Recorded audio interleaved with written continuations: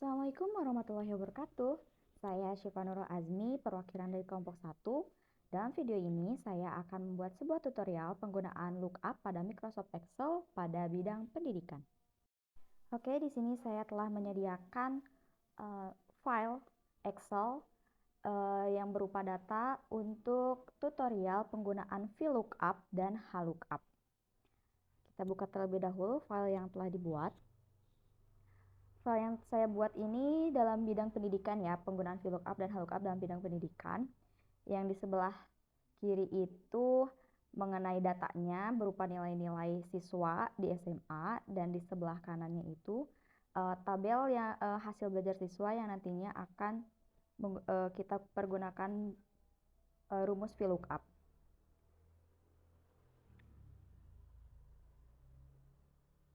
Oke, nah di sini di tabel nama kita dapat mengisi menggunakan rumus VLOOKUP, yaitu sama dengan kita ketik VLOOKUP. Nah, kemudian nantinya akan muncul rumus ya di situ juga. Nah, klik tanda buka kurung, terus blok tabel nomor pertama pada tabel data, kemudian titik koma atau koma, kemudian blok semua datanya secara keseluruhan, kemudian klik F4 atau Fn plus F4 untuk mengunci rumusnya. Nah, kemudian titik koma lagi atau koma sesuaikan dengan Excel di laptopnya atau di komputernya masing-masing. Kemudian karena nama itu pada kolom ketiga, ya diurutkan dari nomor, nisan, dan nama, maka klik angka 3, kemudian titik koma, lalu 0. Karena kan bisa false atau true. Nah, kalau false itu jadi 0. Nah, setelah di enter, muncul hasil namanya ya. Untuk mencari NIS, kita dapat menarik dari kolom yang nama, kemudian rumusnya kita ganti angka 3-nya yang tadi menunjukkan nama, kita ganti menjadi angka 2 yang menunjukkan kolom NIS. Kemudian di enter dan muncul NIS yang diinginkan sesuai nama yang tertera di atasnya. Nah, untuk nilai pada setiap mata pelajaran pun kita dapat menggunakan rumus VLOOKUP yang sama, yaitu kita contohkan ya, kita masukkan di kolom nilai. Seperti tadi sama dengan VLOOKUP. Nah, VLOOKUP. Kemudian buka kurung. Nah, kita blok yang tadi kan nomor pertama, terus titik koma atau koma, kemudian blok semua datanya,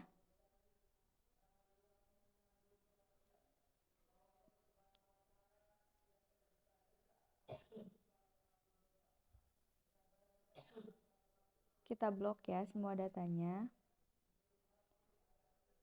Nah, kemudian kita klik F4 atau Fn plus F4 untuk mengunci rumusnya. Kemudian klik titik koma lagi.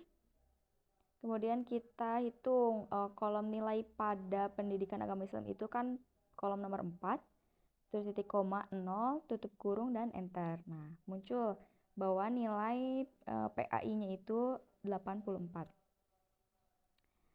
Untuk nilai-nilai di bawahnya di mata pelajaran yang lain, jika kolomnya seperti ini, bisa dengan cara menarik dari kolom yang pertama itu yang sudah diketahui. Nah, kita bisa tarik ke bawah. Akan muncul angka yang sama. Nah, namun untuk membedakannya kita klik misalnya di mata pelajaran PKN. Kita hitung mata pelajaran PKN itu ada pada kolom ke 6 ya. Nah, maka kita ganti ke huruf 6. si angka 4-nya itu ke angka 6, maaf. Ke angka 6. Nah, ditarik. Nah, begitupun pada mata pelajaran yang lain.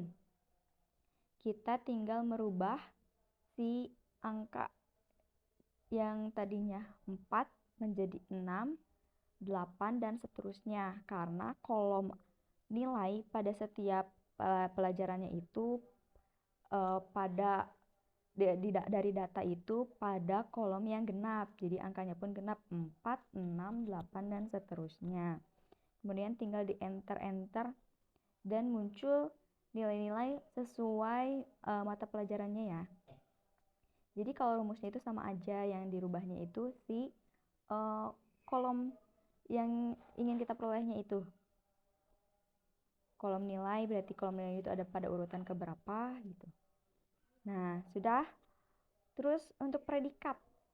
Untuk predikat bisa menggunakan rumus yang sama ya. Kita tinggal tarik. Jika tadi dari kolom pertama itu ke bawah, yang ini kita tarik ke sebelah kanan. Nah, maka akan muncul nilai yang sama kan. Namun kan predikat itu berbentuk huruf ya. Nah, kita rubah. Predikat itu pada kolom apa sih? Nah, ternyata predikat itu pada kolom yang ganjil.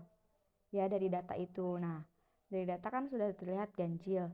Kita rubah yang tadi kolom genap kan 4, 6, dan seterusnya. Kita rubah berarti menjadi 5 ya. Menjadi 5. Ingat jangan diblok ya, diklik dulu aja. Nah, diklik baru kita ganti di rumusnya agar tidak tertukar posisinya gitu ya.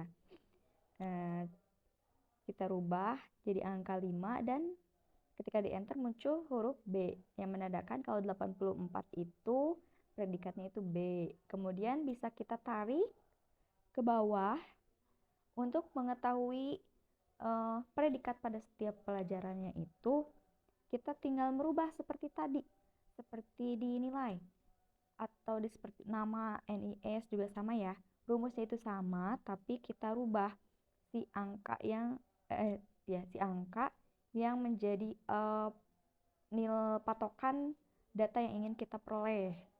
Kalau di predikat kan tadi ganjil ya kalau di data ini, tapi sesuai dengan data yang kalian gunakan ya.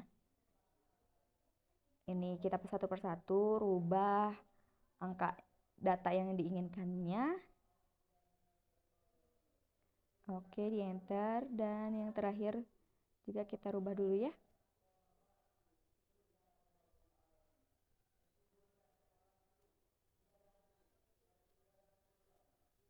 Oke, nah di sini sudah muncul semua ya.